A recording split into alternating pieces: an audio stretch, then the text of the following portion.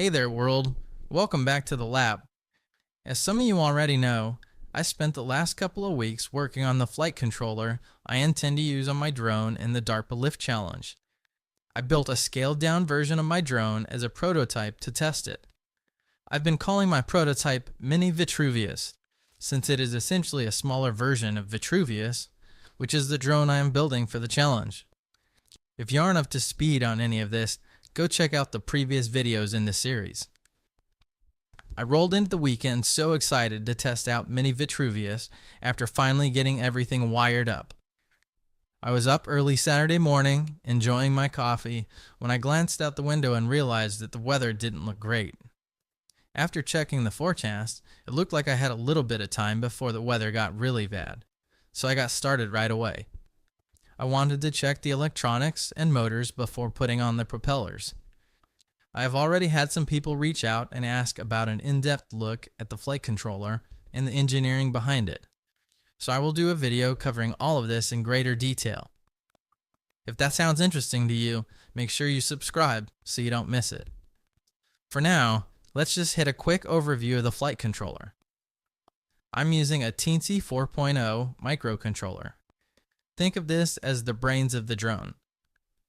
It takes the inputs I provide, like increasing the throttle, and reads data from the onboard sensors. It uses this information to calculate the speed that each motor needs to spin at to achieve the desired effect. The sensors that I have on board are a gyroscope, which gives me the orientation of the drone and its rotational speed as it rolls, pitches, and yaws. I also have a barometer to measure altitude. The electronic speed controllers, which are on each of the arms, are the bridge between the power distribution system and the propulsion system.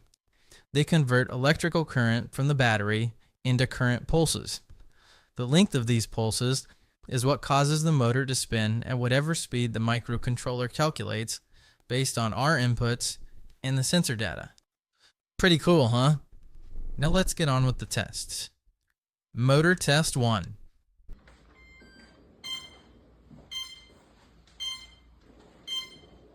It had power, but the ESCs kept beeping at me. I didn't know what this meant. For those of you that are new to the channel, I'm a total newbie when it comes to drones. A quick Google search revealed that this continual beeping of the ESCs means they need to be calibrated. That's an easy fix. Let's plug this back in and try again. This time starting with the ESC calibration. Motor test 2.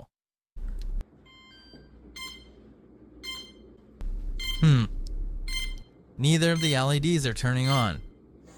I programmed the flight controller to turn the red LED on startup and remain on until all the startup tasks are complete, like calibration of the gyroscope.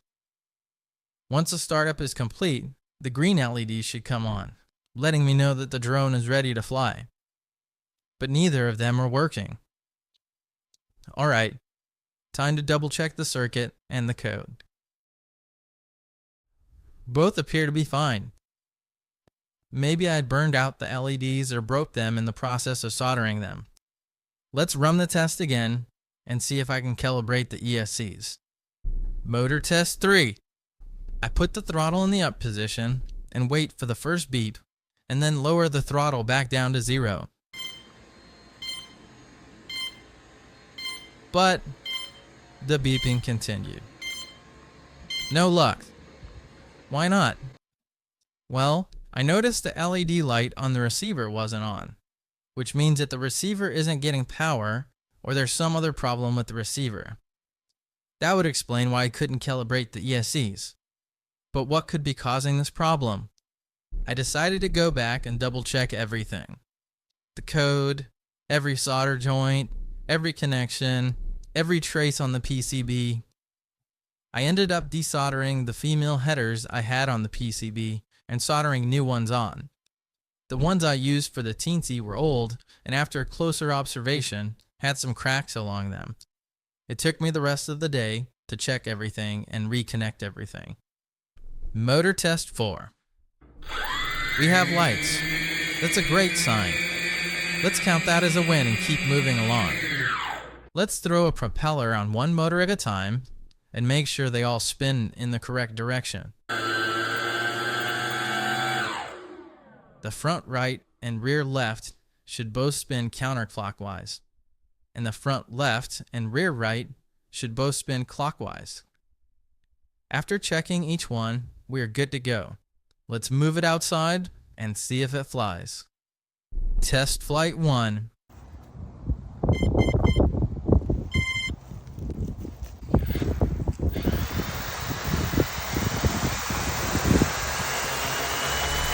As it throttled up, it wanted to go, although the left side seemed like it wanted to go a little more than the right side did. For those of you at home wondering the same thing my wife wondered, is it too heavy to actually fly? No.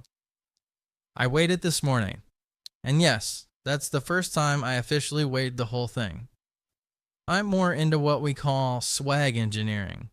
That's not just a term I made up either.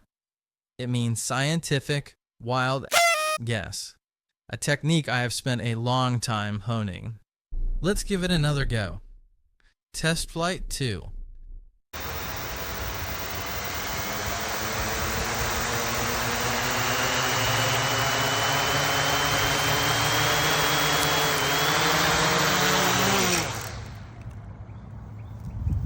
Nope. And 3.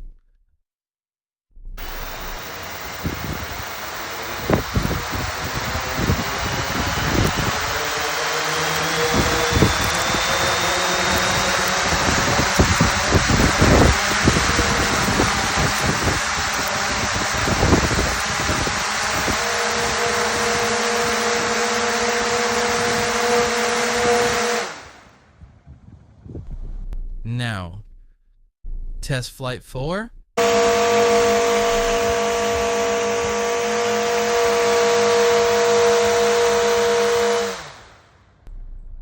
Still no.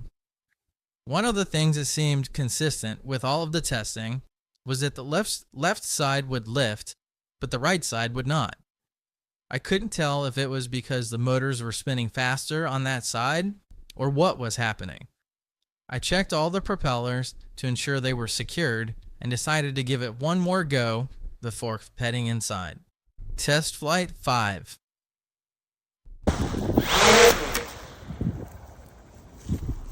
Not great. The left side lifted and the right side suffered a broken propeller and the motor mount snapped off. This was not exactly how I hoped the weekend went. I envisioned going into Monday filled with excitement because I had a working prototype and flight controller.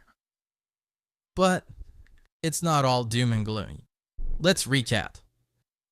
I have never built a drone before, and I've never flown one. Less than 2 months ago, I came up with a plan on how I was going to build one from scratch for the DARPA Lift Challenge. I now have a prototype and a flight controller, and while yes, they need some modifications, I already have a much better foundation and understanding of things, and I now know where I need to make adjustments and improvements. I will check to ensure the code is correct to achieve flight. I'll reduce the weight of the airframe slightly in some non-structural areas while modifying the design to increase strength in other areas. I've got my work cut out for me this week. Thanks for sticking around. I hope you enjoyed watching. If you learned something today, or just enjoyed watching me learn, give me a thumbs up. Also, hit that subscribe button so you can join me next week to see if Mini Vitruvius flies for the first time. Until then, build, learn, innovate.